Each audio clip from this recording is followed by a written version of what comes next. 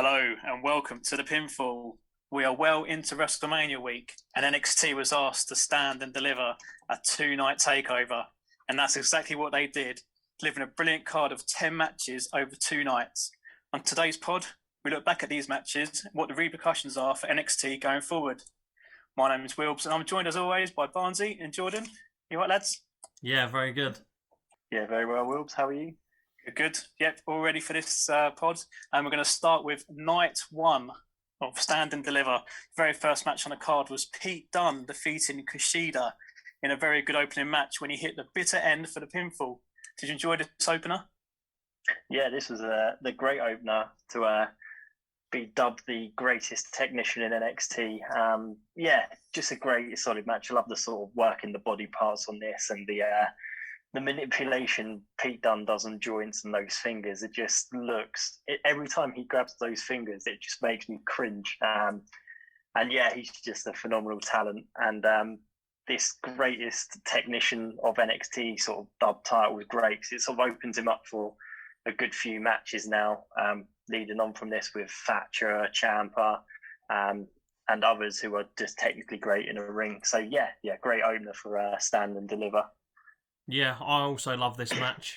I think now Pete Dunne got the victory in this match. It's opened up a 5-year streak of takeover victories. Now he's got wins in 2017, 18, 19, 20, and now 2021. I'm not too sure how many other wrestlers can say that, but yeah, just brutal match. Like I just love the way that it sort of went back and forth. That hoverboard lock that Kushida had on him, locked in on the top rope. And then he flipped off, still had him in the move. It was just unbelievable. But yeah, I was glad in the end that Pete Dunne managed to get the victory. And I think with him looking on at the night 2 match between Balor and Cross, maybe he wants to get himself back in that title picture again. I know he's had a title match recently, but he's someone I'd love to see in that title picture. So yeah, glad he won. And I just think for Kushida as well, it just shows another, like, just for him, he's just an amazing wrestler as well, and hopefully he'll get some good feuds on the back of this too. Yeah, I was just going to say, I love matches like this because even though Kushida lost, he still looked strong and looked amazing, and there will be no harm with losing this match to Pete Dunne. And yeah, I just love the little shrug of Pete Dunne at the end. It's become an iconic thing with him now, and yeah, love that sort of little heelish sort of little shoulders are easy work. So yeah, great start. Yeah, I loved it. I just love Pete Dunne as well. I think being British as well definitely helps, but he's a fantastic wrestler and a really good match to start the night. The next match on the card was the number one contender Gauntlet match to be number one contender for the North American title in night 2. In this match, we saw Bronson Reed defeat Swerve Scott, Cameron Grimes, LA Knight, Dexter Lumis, and Leon Ruff. I enjoyed this match actually. It went about 20 odd minutes, I think, and we saw some really good action, especially like the diving twister cutter by Ruff. I thought that was an excellent move. Did you guys enjoy this one? Yeah, I thought this was a really solid match. Sometimes I felt like the intervals where they were coming in was a little bit all over the place. It didn't always feel like 3 minutes in between each one, but yeah, a really solid match, and obviously Bronson Reed comes out as the winner. Slight surprise to me, but I feel like he really showed off what he's got. Obviously, he's been out with injury for a little bit, and he's come back and announced himself back in the North American title picture scene. Probably one of the stars of the night. And speaking of nights, LA Knight, who is this guy? I mean, in this match, he just annoyed the hell out of me. I hated when he walked out to the ring with a mic. Obviously, he's playing that heelish character, so it was pretty cool. But the selling of the silence when he was in it by Lumis on the outside, you're meant to go to sleep. You're not meant to keep talking, and I just thought the selling of it was terrible. I'm not a fan of LA Knight, I can tell you that now. But yeah, Bronson Reed, the big star in this one for me, and I was quite surprised. I thought it was all set up for a Dexter Lumis victory and him to go on tonight too. So it was like I was pleasantly surprised, and yeah, pretty happy that Reed got the win. Yeah, I'm like you. I thought this was set up for Lumis because it seemed like everyone was paired off for feuds going forward with Ruff and Swerve, Grimes and sort of Reed and LA Knight in that sort of triangle. So yeah, it was good. It did try in some good swerves, which is definitely what you want from a pay-per-view. And God, there were some amazing spots in this. The Cameron Grimes spinning super slam thing on Bronson Reed. Yeah. I'm pretty sure it was his finisher when he was in TNA as Trevor Lee, but my God, to do it to someone that size was just absolutely incredible. And yeah, just having someone like Bronson in the match, you can just use his size and power and just get some amazing spots going. Like the hang time Leon Ruff got on that like double German was just excellent. I think I saw on Instagram there was someone at the arena who videoed that moment, and he just goes flying, and it's just a sensational match. And happy for Reed. He's a great wrestler, and for his size, he could have that sort of Keith Lee effect as long as he gets a bit more charisma behind him. But yeah, I'm happy he took the win. Yeah, there's some pretty heavy spots in this match. There was the one where Reed, he got lobbed off the top rope, landed pretty heavily on the apron. I think when Swerve Scott had him, and I was thinking, Jesus, that's a big hit. And I don't know if you saw, did you see the bit where Cameron Grimes sort of did the Mick Foley sort of over the top rope clothesline, and Lumis's leg got properly caught up in the rope, and I was thinking at that point, geez, that's not looking good, and Grimes like immediately went to him to check he was okay. But yeah, it was a pretty brutal match as well. But yeah, really liked it. There was loads of quick offense, just so much going on, and yeah, that definitely got the thumbs up from me. Yeah, I liked it as well because Bronson Reed won, but I think Swerve Scott was really sort of made as well. And I thought Leon Ruff as well gave one of his best performances I've seen from him so far. Yeah, just to touch on that, Leon Ruff, I think when he first came in with Priest, I was very critical of him and sort of saying he wasn't needed. And this was a great reintroduction to him and just showing what he can actually do in the ring. Such a slippery character when he was jumping through the ropes and people's legs. So yeah, thoroughly impressed with what he can actually bring to the ring other than sort of being the punching bag. Yeah, I think they all look good. Even LA Knight, I thought he had some good little moves. And no, Barnsley didn't agree, but when he sort of jumped up to the top rope from the ring, I thought that was really impressive. So yeah, fair play, well done to all six men. The one thing I would say with LA Knight was it was just the way he's been built. I just thought he was going to be like, a massive, almost going straight for the title the way they were building him up. And he's had two matches now where he's lost to Bronson Reed. So I'm not sure where he can sort of go. That was my main thing with him. I just was expecting more, I suppose. Well, the next match was a classic. It was the United Kingdom Championship match, and there was Walter retaining against Tommaso Ciampa in a very hard-hitting match. Really enjoyed this match. I know Barnsley did as well because he came into my garden yesterday. We had a little chat about Walter. What did you think of this?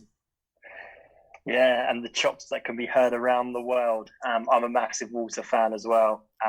Just Ciampa looking extremely ripped and sort of probably one of the match fittest he's looked in a while, and just delivered his best. And just, yeah, the chemistry that they had, the storytelling, just all of it just fitted nicely. And I was out of breath watching Ciampa clothesline, just running back and forth and just hitting this guy. And Walter, fair play to him. He's very unorthodox, but he is so good. He's such a heavy striker. He's not going to do anything fancy. He's not going to sling himself over ropes, and that's why he's the ring general, and rightfully got the win. And the longest WWE title reign continues. And I'm hoping this is the step up for Walter now, bringing back to NXT now he's over in the States.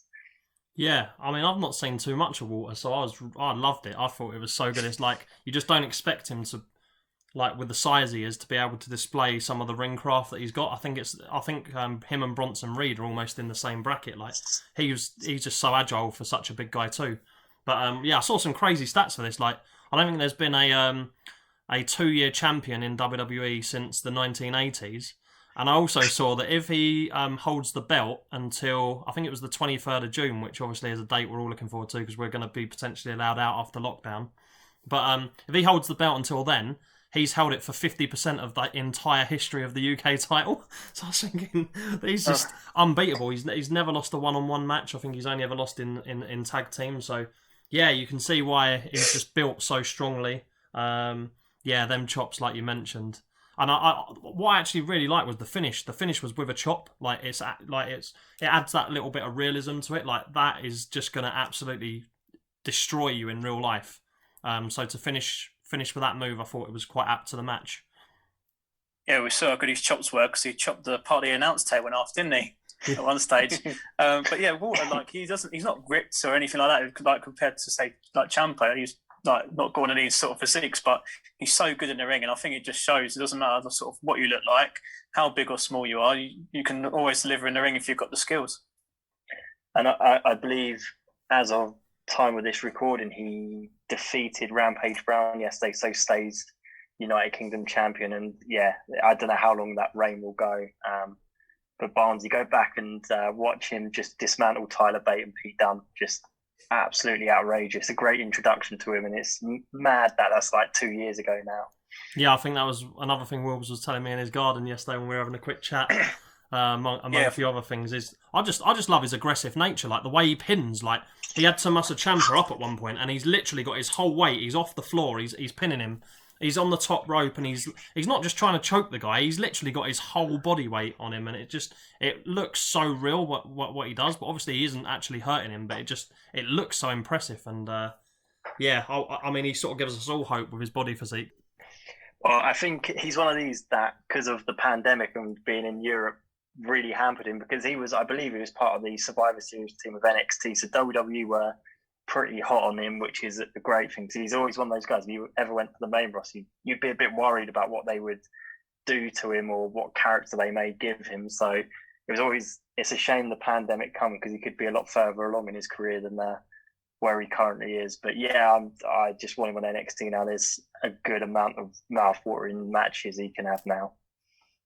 Yeah, the good thing is every time the UK Championship's been on NXT Takeover, it's been a classic match.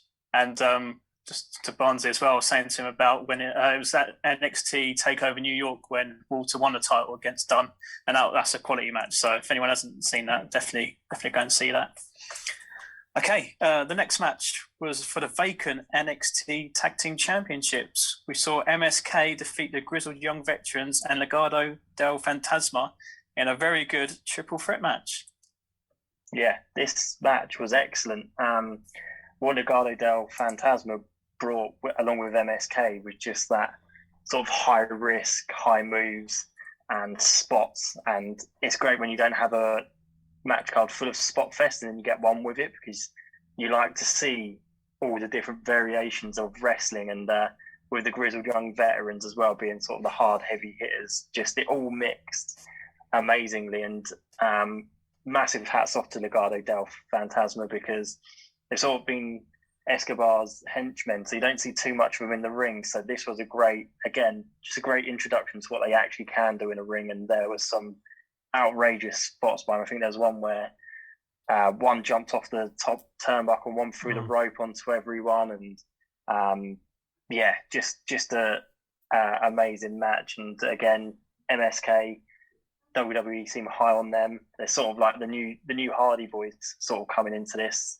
High moves, sort of get the crowd popping, and very sort of laid back and easy to like. So glad they're tag team champions. Yeah, just what you said about Legado del Fantasma. They that tag team, Mendoza, I think he made his debut on the Cruiserweight Classic like 5 years ago, and this was his first ever takeover match. So it just shows like how much he's had to go through and fight to claw his way onto the card. But when your time comes and it's your chance to shine, you've got to take it with both hands. And these three tag teams, they just fire together. I thought it was an absolutely unbelievable match. I thought you were going to mention the spot, George, where the Legado del Fantasma hit the coast to coast on, was it Nash Carter, or one of the MSK boys. I was literally popping for that, because the second one he was like reeling like on the turnbuckle, and then the connection was just perfect. It just looked so good. But yeah. Saw the Doomsday Device from the Grizzled Young Veterans on the outside, and just really explosive matches. And then just in terms of the storyline progression, although the Grizzled Young Veterans now have lost twice and taken the pin for MSK in the last two matches, like the tag title match and in the tournament, you can see now that going forward, they've got so much. They've got so much in the ring that they can possess together, and every time that they put on a match, it's just explosive. It grips you, and yeah, just loved it. I think as well, I was just so happy that MSK won, because I felt like it's unlucky that Danny Burch got injured, and so they had to relinquish the belts. But because they won the tournament, I just thought that they might have been given it. But now they've obviously earned it on a takeover. It just seemed fitting for me. So yeah, I was delighted they got the win in this one. Yeah, I loved it, and I keep saying, I think I said on the last time we spoke about, but I think Wes Lee's is so good. Like, he really stands out for me. He's, like, some of the movesets he does is incredible. And I think these three teams going forward are probably going to continue feuding with each other, because they are by far the three best teams in NXT. There's no one else really near them for me. So yeah, looking forward to seeing more of these six. I was just going to say, mate. I think on night 2 on the pre-show, they had a tag team number 1 contenders match, and I think it was it Killian Dane and Drake Maverick that have won. So obviously they're going to try and get them involved, I suppose. But that's just, a match, in my opinion, and that just elevates them a little bit more and keeps the belts on them. And then I suppose that'll probably be like an NXT match on a Tuesday premiere or something. And then moving forward, they can reignite this feud, hopefully. I think as well, just from another UK bias point of view, it's great to see the grizzled young veterans in these sort of matches and showing how, NXT UK is working and providing NXT with sort of talent and being able to move them up, and then sort of having newer talent in NXT UK, and then in a few years or a year or so, they get to have their chance on NXT, and it's just great to see that sort of production line, especially coming from where we live, which is always nice. Yeah, hopefully the grizzled young veterans can get hold of the tag titles at some stage soon. Okay, the next match and the main event of night 1 was for the NXT Women's Championship, and we have a new champion. Raquel Gonzalez beat Io Shirai, hitting her with a one-arm powerbomb to win the title. Yeah, I mean, I was absolutely buzzing with this. I've been a big fan of Gonzalez the last year, and I've loved the work that she's been doing. I just feel like the long-term storylines paid off with this one. She obviously got the pin over Io Shirai at NXT War Games, and I was personally predicting that she was going to get the belt a bit sooner than this. They've sort of left it for a little bit for her to win the belt. But yeah, there was some spectacular spots in this match as well. Io Shirai jumping off the skull. I love that they brought this crazy camera back. I remember back in the day when Jerry Lawler was commentating on it, I think in the Hardys and Edge and Christian, the first ever ladder match, where they had this crazy camera on top of the ring, and I sort of quite like that it was back, just for some of the replays that they show, and it just showed like the force that she's coming down onto Gonzalez and just how she handles it. Yeah, love the match. She obviously it did ebb and flow, and once Shirai hit the moonsault, I was thinking, is she going to retain here? But then Gonzalez kicks out, obviously hits her with that big sort of power bomb, and yeah, I'm delighted, absolutely delighted that we've got a new champion. I think that she's deserved this shot for a long time, and she was playing like the sidekick to Dakota Kai for a long time, so now she's sort of stepped out into the light, and I wonder if in the long run they're going to maybe split them two up and have a feud maybe for the belt, because I think she's another person that maybe deserves it. But yeah, delighted that I love Io Shirai, but I feel like she's needed to drop the belt for a little while. I was sort of hoping Toni Storm was going to beat her in the last pay-per-view, and now I'm delighted that it's Raquel Gonzalez, her turn to shine. Yeah, Io's taken some big scalps as a NXT Women's Champion, so her reign will definitely be looked on in high regard. But yeah, like you just said, I think this has been a massive sort of year for Raquel Gonzalez, from War Games, taking the victories to the Dusty Cup, winning, strangely given the tag titles and lost, which was a bit of a weird one, but now she's, where it seemed like she was heading towards. And yeah, it'd be interesting to see what she does with her reign. Her size and stature compared to some of the other women in there, just going to be an absolute powerhouse. I imagine she'll get a few sort of title wins where it's not a job, but she just, similar to how Walter has been with the UK title, can just dismantle women and just look like a superstar and just a powerhouse. So yeah, like, you're pretty happy she's got the belt, and looking forward to seeing what comes with it. Yeah, do you reckon they're going to keep her and Dakota Kai together, or do you reckon eventually they'll split and feud over the title? I mean, it sounds like, or they're trying to look, with sort of the backstage videos and stuff, it looks like they're trying to make Raquel a bit of a face, which then would tie into, you know, Dakota Kai keeping as a heel and sort of just acting a bit more jealous and in that sense, and maybe starting a feud maybe a little bit further down the line. I don't know if they go straight for it after this takeover, but yeah, it was interesting. They've put loads of videos up of her celebrating and hugging and sort of smiling and stuff. So it looks like they're trying to give her that face turn. Yeah, I think it would definitely be an interesting storyline going forward, and it's just natural that now Dakota Kai can say that you've got the belt that I should have won, and you were meant to be here to be, you know, behind me basically and support me, and now you've, you know, gone in front of me and actually won the belt before me. So yeah, it seems like a natural feud that could potentially happen. Yeah, I suppose we'll wait and see what happens.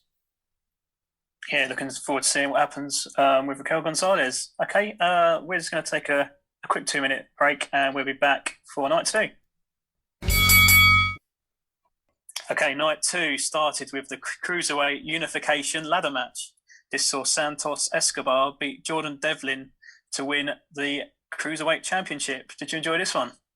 Oh, what a ladder match. This was just insane. And I can't start anywhere apart from that moonsault off the top by Jordan Devlin. That was like angle perfection. Like the height, the loop. Oh, it was just insane. Yeah, great match. I loved how it went from sort of being like a street fight and physical with headbutts and punching into sort of high spots. And I liked how it was sort of telling the story Escobar could do it on his own, but then, you know, Devlin's come over from the UK and he's given him more of a challenge. So the Del Fantasmas are out to sort of help Escobar over the line. I just thought it was a great introduction or reintroduction to Jordan Devlin, who was sort of more affectionately known at one point as Twin Balor, and he's sort of jumping out of that shadow himself and just showing what he has. And I genuinely thought after the interference he was going to take this match and win it, but not mad at all with Escobar winning. I think he's so good. Love the sort of his whole character, the way he comes out with the mask on, takes it off, and just his whole sort of appearance and everything's it's just great. And this match just far outweighed my expectations. There were some lovely moves in this. There was an amazing Spanish fly, that moonsault, and just a lot of more other spots that thoroughly enjoyed this ladder match. Yeah, I was literally just going to echo the moonsault and the Spanish fly. That Spanish fly, I don't know what it is. It just looks so spectacular. Every time anyone hits it, I'm just like, it's that Spanish fly. Yeah, it's just amazing. And also, like, touch on what you say about the headbutts. That was the way it started, and it was also the way it finished with Devlin flying off the ladder through another ladder, not even like trying to break his fall. It was just it looked so brutal, and he took it like an absolute trooper. And then as well at the end, like the Legado del Fantasma, Santos Escobar, sort of breaking that heel sort of look, and making you feel like you love him because his 9-year-old boy comes out and they're holding up both belts together. And it was just I thought, just a special moment that summed up that superb match. Like you say, it was an epic ladder match, and yeah, I loved it too. Yeah, I absolutely loved it as well. In my notes, I've got one of the best moonsaults I've probably ever seen from a ladder. It's absolutely incredible. And yeah, these two, great chemistry. Hopefully we might see them lock up again.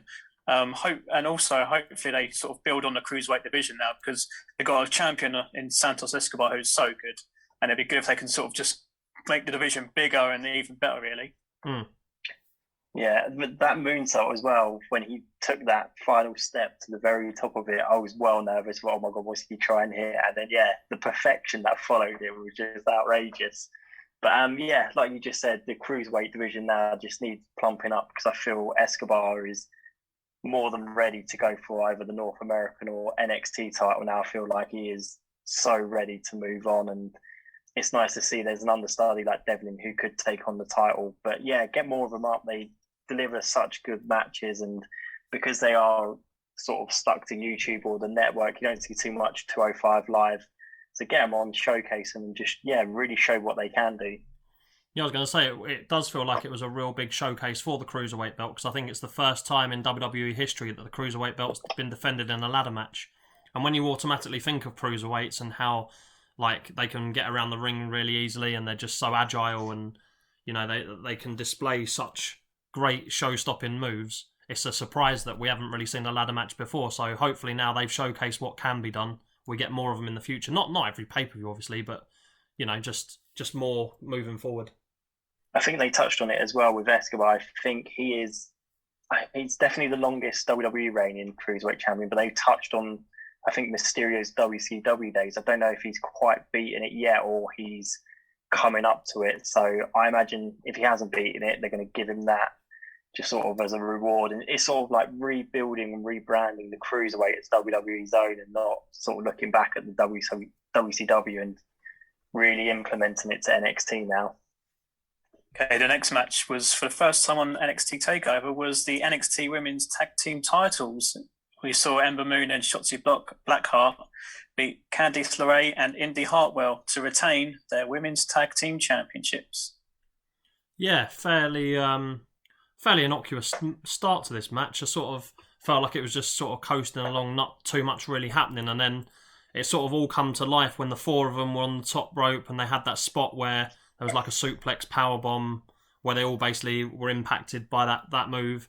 And then shortly off the back of that, we got the Shotzi Hart leap of death where she tried to kill herself by jumping out the ring. And I don't know who was at fault, really. I don't know if she was going with too much excessive force or whether LeRae and Hartwell should have been there more to protect her. But it was a hefty landing nonetheless. And at that point, I was just glad that she managed to get back up and continue because it was pretty hard. But yeah, it ended with the Eclipse from Ember Moon off the top, which is another move that I like the Spanish Fly. It looks so impressive. It's you know, it's not a straightforward finisher, and whenever she does it, she executes it so well.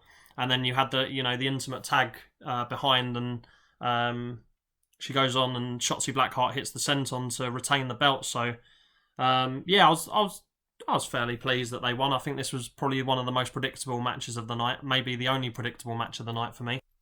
Yeah, I don't have much more to add on to what you just said. I think because of its predictability, it would have been silly if they treated this tag titles with Gonzalez and Kai losing them literally an hour after getting them, and then there was another title change at the Takeover.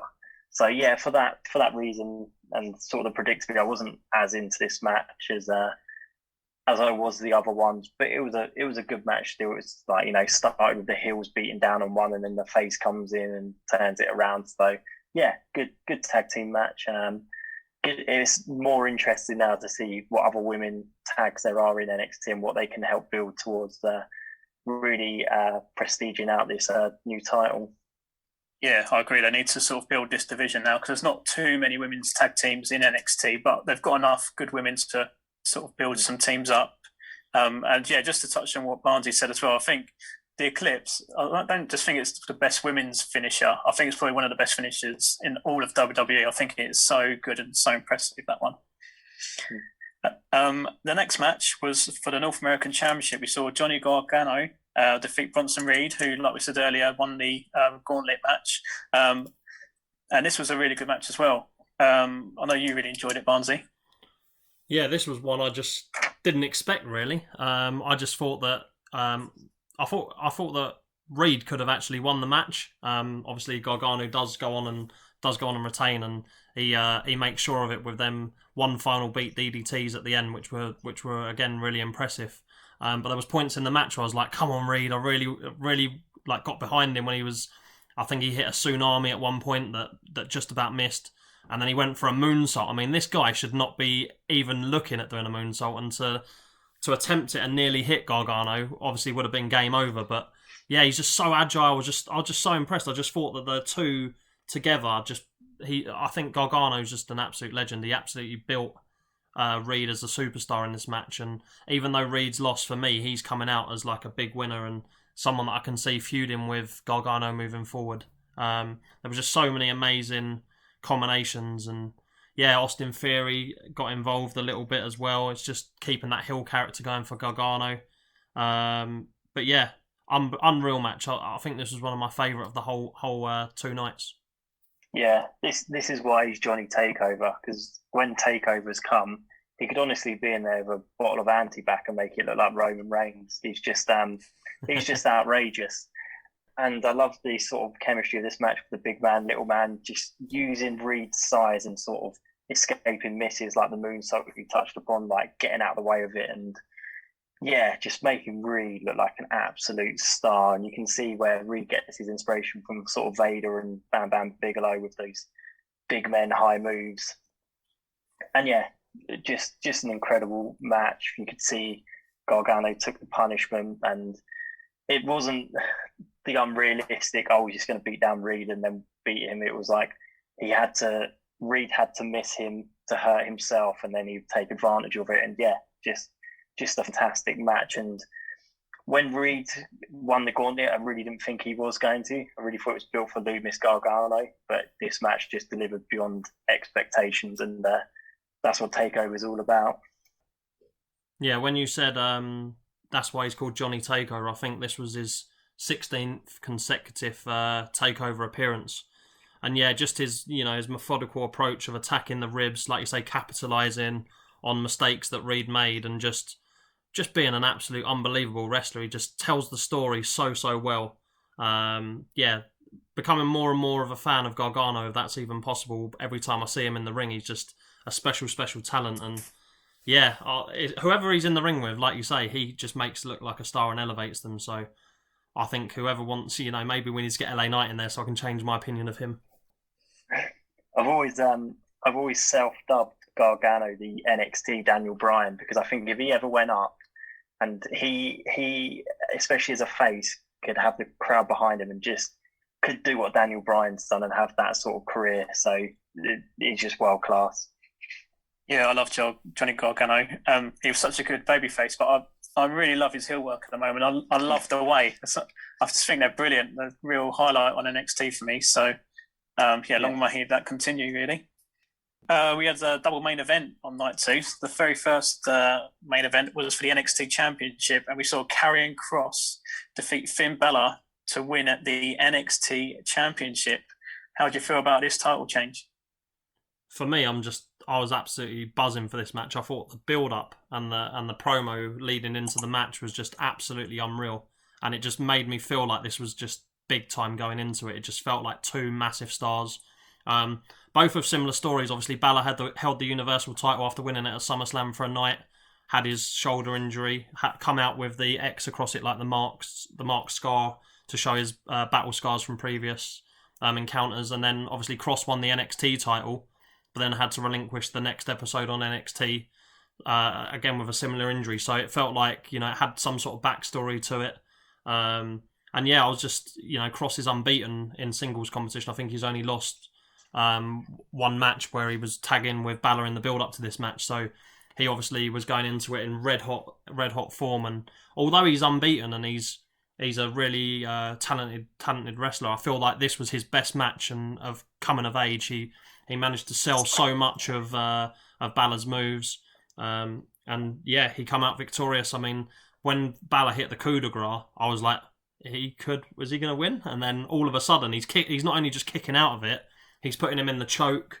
I love the match. I thought as well, like similar to the Walter match, the way that it ended with the shot to the back of the head, it just shows that you don't actually have to have a finisher. It blurs the lines again between real and storyline, and it just shows that the human body can't take that much punishment. And I thought it was really, really good the way it ended. So yeah, thumbs up from me, and delighted that. I'm not delighted for Balor because I feel like he's been on one of his best streaks in WWE on this title run, like with his matches with Kyle O'Reilly and Adam Cole and the way he's been built. But I feel like he was just holding the belt until Kross was back, and obviously he's now delivered on the biggest stage at Stand and Deliver. Yeah, unbelievable match for me. Yeah, I mean, it feels like it's business as usual, where business has picked back off from the shoulder separation of Karrion Kross. Love this match, love their attires, the entrances, the production for the build. It's all just been sensational. And once it finished, it was almost like fantasy booking in my head. It feels like this is going to be like a Takeover trilogy, potentially a Demon Finn in there somewhere. I feel like this has the makings to be quite an extended, long feud, and I so want it to. I hope this isn't just a one and done, and we get more of these two just going at it. Cross is a beast. He's just so quick, and those throws and the slams, and like Barnsley said, having shots to their back of the head to win a match just brings that real element, that MMA side to it. Similar to like Gargano with the DDT, just cracking him on his head, and Walter. It just blurs that line a little bit in a different way to how it used to have to be done. So love this match, and I'm praying we get more of it. Yeah, I loved it too, and it just felt like a real big match, just how they sort of built it up, and sort of just before, like I said, the video packages was really good. And I really enjoyed it. Now it'll be interesting to see what they do with Karrion Kross, because obviously when he had the title last time, it only lasted a week. So it'll be interesting to see if he gets a long reign with this title. Yeah, I love just his moveset as well, like that Saito suplex that he hits where he just drops him on the back of his head. It is brutal, and it's just I just love his moveset. It's just so real. It's like almost like, you know, him and Lesnar down the line at some point would just be a match I'd love to see, just them two styles clashing and coming together. It'd just be that's something I'd love. You talking about Lesnar, I'm all here for building Kross to a huge undefeated streak and then having Walter defeat him, because that match would be outrageous. Yeah. A Walter Kross is a match I'm dreaming of in a year's time. Yeah, I think as well, just touching on Finn Balor before we move on, he I think this is the first time he's ever lost the title at a Takeover. I think he was 14-1 on Takeover matches. I saw it on the graphic before this, so it just shows as well how trusted he's been on these big matches and how he always just turns up and delivers. He's just such a talent. So like you say, I hope he doesn't move up to the main roster and we get more of this, because I was just in love with the match, and I feel like there's a lot more that they could still do. Okay, the final match was Kyle O'Reilly defeating Adam Cole in an unsanctioned match. What did you think of this one? Yeah, this was this class. You know, if the NXT title isn't going on last, they are tearing up the set, which they did, and it was very weird to start with them both having new music, sort of new shirts. It was a little bit strange and sort of a uneasy feeling knowing that Undisputed Era's music may never come back. But once they got into it, just a great match. Just Adam Cole's just an absolute stud as a heel. Just the smirk at the camera and all the heel tactics, and then sort of making Kyle O'Reilly sink down to his level and start using the low blow and sort of having to go to places he doesn't really want to be. And I thought Adam Cole was having this, and then that ending was just brutal. Again, just blurring the lines, just dropping his knee on his neck on that chair. It was just pretty sadistic. And matches like these are always good when the two wrestlers in the ring are good friends and have a lot of history outside of it. The chemistry is amazing. We've seen it with like Sheamus and Drew recently, and now with Cole and O'Reilly. When you have that history and you've wrestled hundreds of times together, and you can just put on this spot fest and sort of you sell everything because it's your mate in there, and just absolutely delivered as a co-main event match. Yeah, I just, like you say, touch on the beginning bit. I loved like the security coming out to make sure that they were separated for the whole time. It felt like, that not real, but you know what I mean? It just added another element to it. The ref even being in the black shirt because it's not really a sanctioned match.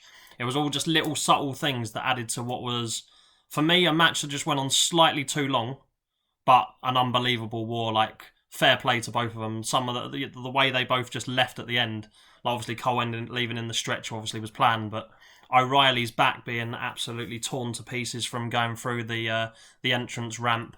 I mean, that looked like a heavy shot. I think Cole's hand was bleeding from after that as well. And I just loved as well, once they got out of there, Cole comes out and he's just kicking the ramp in to pull him out and give him some more punishment. There was a number of times in the match where I thought that was it. It's over. The Panama City Sunrise that Cole hits off the top rope. When O'Reilly hit him with the last shot to the knee, I thought that would have been a pretty fitting end. But just because they made it so personal and like you say, it went on last, they had to end with a pretty spectacular move and wrapping his knee up in that chain and dropping it on the back of Adam Cole's head felt like a fitting way to end it. And I'm not too sure how this moves forward really, but I really enjoyed the match. I just think there were some matches I felt like the Pete Dunne match, for example. I felt like that could have been 5 minutes longer, and I think this one maybe was 5 minutes too long. But I still really enjoyed it, and that's why they went on last, because they just burnt the house down basically and stood up and delivered.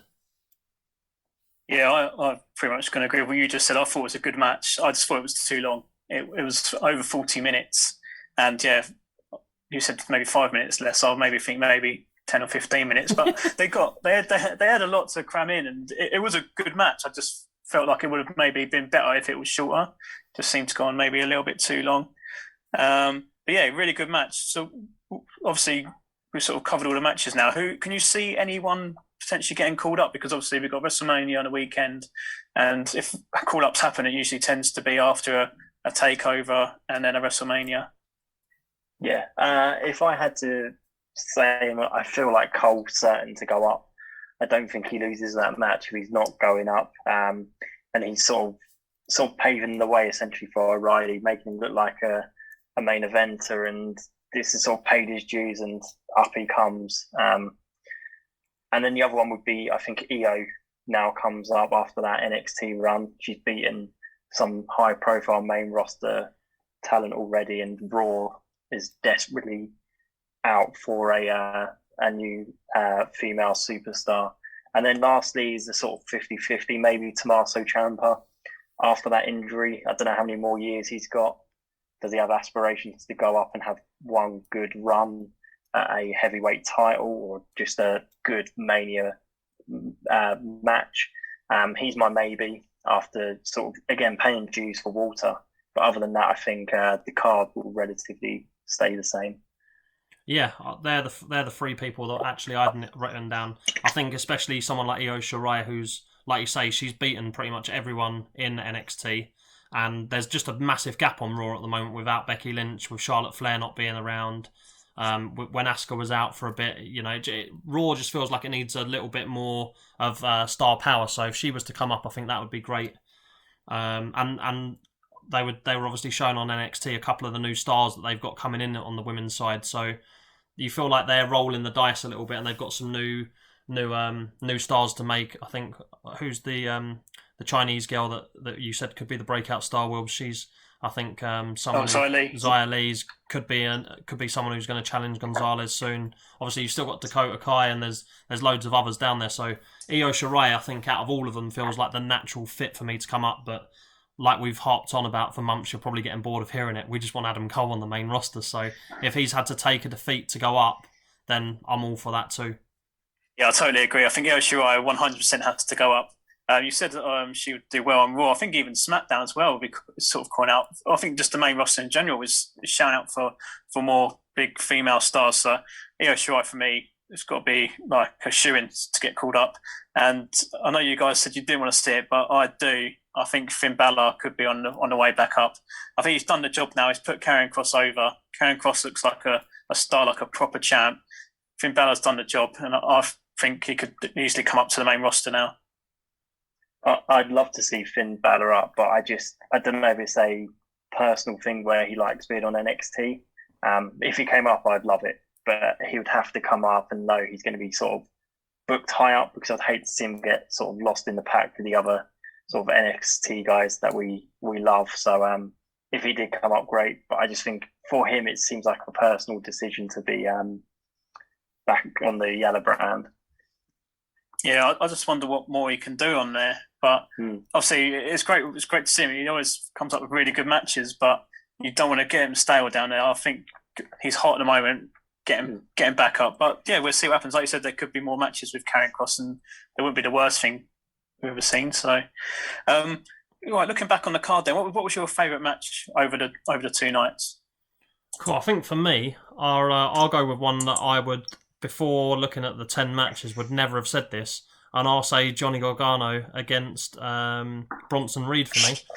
When I watched that, I was just I try and make notes of what's going on and like write down spots or things that I want to talk about when we come into do this pod. And for this match, I had to go back and watch it again to do that, because I was just so engrossed in it. I just felt like there was so many spectacular moves in it. I just felt like the storyline of the match was perfect. It was the perfect duration. And yeah, although Bronson Reed's already a big star, I feel like this has escalated him right into that title picture. And I feel like going forward, there's been a few matches that have closed off feuds, but this is one that I can definitely see building a little bit of momentum and going in maybe into the next takeover, seeing a rematch with maybe a stipulation in there. Or yeah, I love this match. Yeah, for me, it has to be the ladder match. I think just seeing another layer to Escobar in a stipulation match was great. And for Jordan Devlin, who's relatively rookie at this level, just come out and delivered. I mean, we talked about the moonsault and other high spots he did, and just the storytelling of it. I've always got a soft spot for ladder matches as it is, but I just thought for two people who you wouldn't class as NXT main eventers, they just come up and really delivered one of the better ladder matches there's been in recent times. And yeah, just a massive fan of what both did. Yeah, I was torn between two matches. I really enjoyed the tag match, the triple threat tag match, but the United Kingdom Championship match between Walter and Tommaso Ciampa for me gets my vote. I thought it was brilliant. I think that both of them just produced a brilliant, hard-hitting match, and I loved it from bell to bell. So that definitely got my vote. Did you have a preference over the two nights? Which one did you like best out of 1 and 2? For me, I'm going night 2. I think there was just more. It was more the wrestlers I wanted to see and the matches I wanted to see, and they just sort of lived up to my expectations. So yeah, night 2. Yeah, I think night 2, yeah, just edges it for me as well. Just a little bit more unpredictable going into it, and I feel I don't know. It was on for slightly longer for a reason. It felt like the matches they just felt more, I suppose, bigger for me. But yeah, like you say, when we were just picking our 3 best matches there, that you could have picked probably 7 or 8 of them. They were all for me like 5-star matches, worthy of being on any takeover, any Mania card. So yeah, I love these 2 nights, and it's just sort of whet the appetite for Mania moving forward this weekend.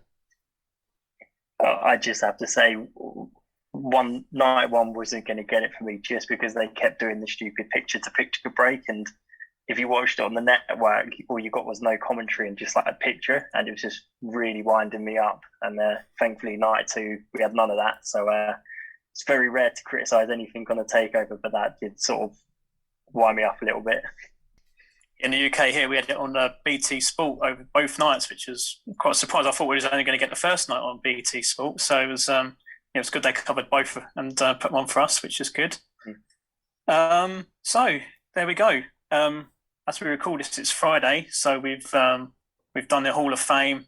We've just watched 2 nights of NXT Takeover. Tonight we've got SmackDown and the WrestleMania 2-nighter. How excited are you now on a scale of 1 to 10? I'm buzzing. I feel like a little kid all over again, just waiting for WrestleMania to come.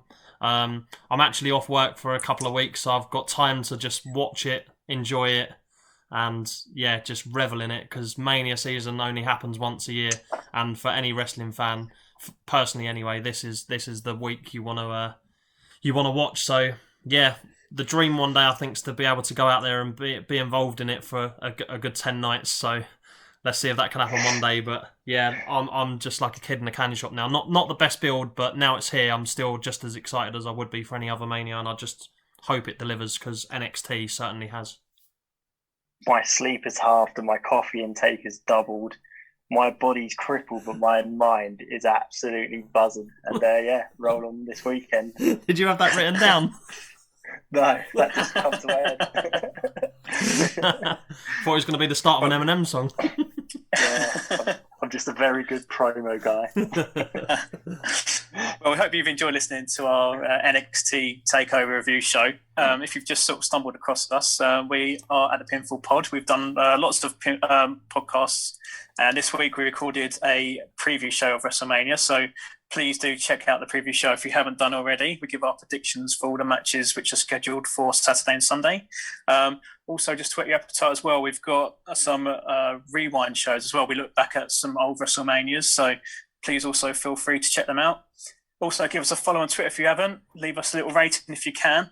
But most importantly, Please enjoy this weekend's WrestleMania. We will be back to review both nights. So we're looking forward to being on the podcast again soon. Thank you very much for listening. This has been the Pinfall. Time to ring the bell.